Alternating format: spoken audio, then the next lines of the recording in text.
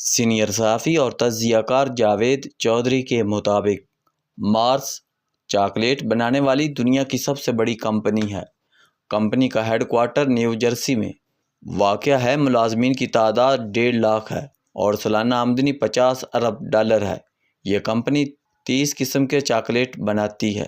یہ مصنوعات دنیا بھر میں فروخت ہوتی ہے۔ یورپ مارس کی سب سے بڑی مارکیٹ ہے۔ اس کی وجہ اس کا یورپی ذائقہ ہے۔ یہ کمپنی 1932 میں برطانیہ میں بنی تھی۔ اس نے یورپی ذائقے کو ذہن میں رکھ کر چاکلیٹ بنانا شروع کیے تھے۔ یہ کمپنی بعد ازاں امریکہ شفٹ ہو گئی، لیکن ذائقے کی روایت اسی طرح جاری ہے۔ کمپنی نے دنیا کے مختلف ممالک میں فیکٹریاں لگا رکھی ہیں۔ مارس کی ایک فیکٹری ہائی لینڈ میں بھی ہے۔ یہ فیکٹری یورپ کو چاکلیٹ سپلائی کرتی ہے۔ مارس کا بزنس پوری رفتار سے چل رہا تھا۔ مالکان اور کارکن دونوں مطمئن تھے، منافع مل رہا تھا۔ ملازمین کی تنخواہوں اور امارات میں اضافہ بھی ہو رہا تھا اور کمپنی حکومت کو بر وقت اور پورا ٹیکس بھی دے رہی تھی، لہذا ہر طرف سطح خیراں تھی۔ لیکن پھر 2016 میں ایک چھوٹا سا واقعہ پیش آیا اور 91 سال پرانی کمپنی کی بنیادیں ہل گئیں۔ یہ واقعہ جرمنی میں پیش آیا۔ جرمنی مارس کی مصنوعات کی بڑی مارکیٹ ہے۔ جرمنی کے نوجوان لڑکے اور لڑکیاں کچھ اور کھائیں یا نہ کھائیں، لیکن یہ مارس کی چاکلیٹ ضرور کھاتے ہیں۔ یہ 8 جنوری 2016 کی بات ہے۔ ایک جرمن خاتون نے مارکیٹ سے چاکلیٹ خریدی، ریپر کھولا اور بار کو چک مارا۔ خاتون کو اس میں کوئی غیر معمولی چیز محسوس ہوئی۔ اس نے فوراً لقمہ ہتھیلی پر الٹ دیا۔ چاکلیٹ کے لقمے میں پلاسٹک کا چھوٹا سا ٹکڑا تھا۔ خاتون نے سمجھا یہ چاکلیٹ کے ریپر کا ٹکڑا ہے، لیکن جب اس نے پلاسٹک کے ٹکڑے کو غور سے دیکھا تو پتہ چلا اس کے رنگ ریپر سے مختلف ہے اور یہ چاکلیٹ میں مکس تھا۔ وہ خاتون واپس سٹور پر گئی، چاکلیٹ کاؤنٹر پر رکھا، پلاسٹک کا ٹکڑا دکھایا اور تحریری شکایات کا مطالبہ کر دیا۔ سٹور کی انتظامیہ نے چاکلیٹ اور پلاسٹک کا ٹکڑا قبضے میں لے لیا، خاتون سے تحریری شکایت لکھوائی اور سارا مٹیریل کمپنی کو بھجوا دیا۔ چند سطروں کی شکایات اور پلاسٹک کے چھوٹے سے ٹکڑے نے پوری کمپنی کو ہلا کر رکھ دیا۔ یہ نمونہ امریکہ تک گیا۔ تحقیقات ہوئی، پتہ چلا پلاسٹک کا یہ ٹکڑا نیدرلینڈ کی فیکٹری سے چاکلیٹ میں مکس ہوا تھا۔ یہ پیکنگ کا ٹکڑا تھا۔ یہ اڑ کر چاکلیٹ کے ڈرم میں گرا۔ بارز بڑھنے کے عمل کے دوران چاکلیٹ میں مکس ہوا اور یہ مختلف گوداموں، سٹوروں اور دکانوں سے ہوتا ہوا اس خاتون کے دانتوں تک پہنچ گیا۔ خاتون کی شکایات درست نکلی۔ کمپنی کے پاس اب 2 آپشن تھے۔ یہ خاتون سے معذرت کرتی، اسے 10-20 ہزار یورو دیتی، زندگی بھر فری چاکلیٹ کی پیشکش کرتی اور معاملہ ختم ہو جاتا، یا پھر یہ دنیا بھر میں پھیلے کروڑوں صارفین سے معذرت کرتی، مارکیٹ میں موجود اپنی تمام چاکلیٹس واپس منگواتی اور اپنا پورا سسٹم ٹھیک کر لیتی۔ کمپنی کو پہلا آپشن شوٹ کرتا تھا۔ کیونکہ کمپنی نے صرف ایک غریب خاتون پر چند ہزار یوروز خرچ کرنے تھے اور بات ختم ہو جاتی، جبکہ دوسرے آپشن میں جگ ہنسائی بھی تھی اور اربوں ڈالر کا نقصان بھی، اور مصنوعات کی ساکھ بھی داؤ پر لگ جاتی۔ لہذا پہلا آپشن عقل مندی تھی، لیکن آپ کو یہ جان کر حیرت ہوگی کمپنی نے دوسرا آپشن پسند کیا۔ مارس نے دنیا کے 55 ممالک سے اپنے چاکلیٹ واپس منگوائے، انہیں تلف کرنے اور ان کی جگہ تازہ سپلائی بھجوانے کا اعلان کر دیا۔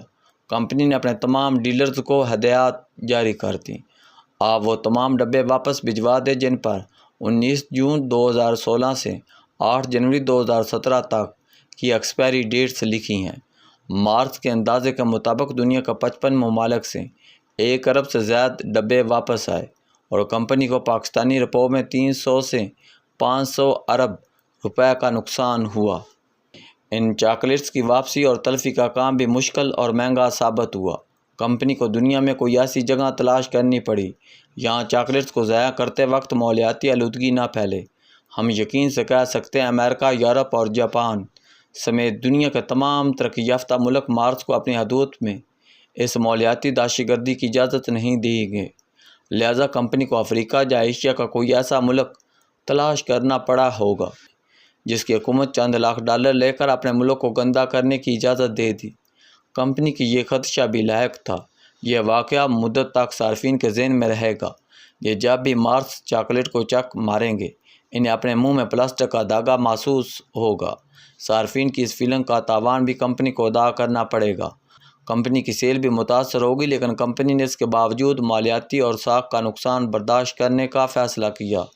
کیوں؟ دراصل وہ فرق ہے جو مغرب کو مغرب اور مشرق کو مشرق بناتا ہے، جو ہم مسلمان معاشرے اور کافر معاشرے کے درمیان دیوار بنتا ہے۔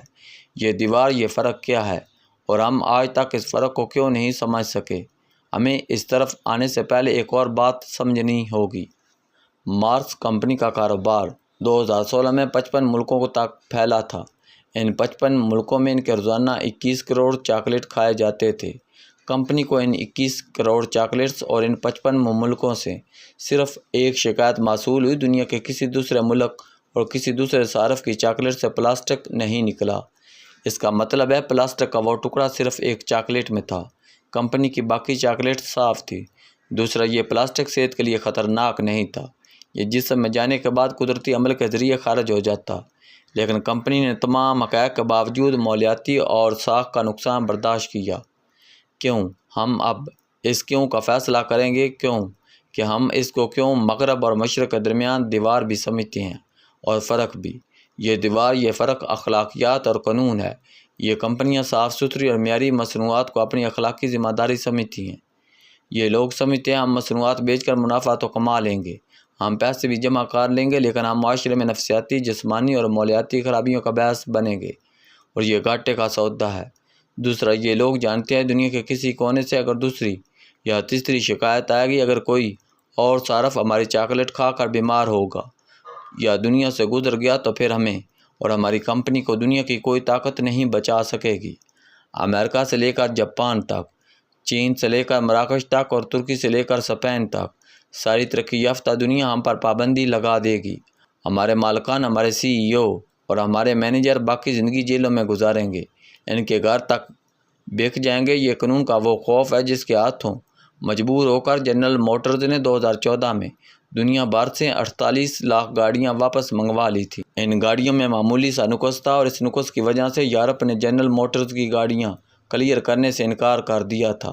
کمپنی کو گاڑیاں منگوانے، نقص ٹھیک کرنے اور گاڑیاں واپس بھجوانے پر $5 بلین خرچ کرنا پڑے۔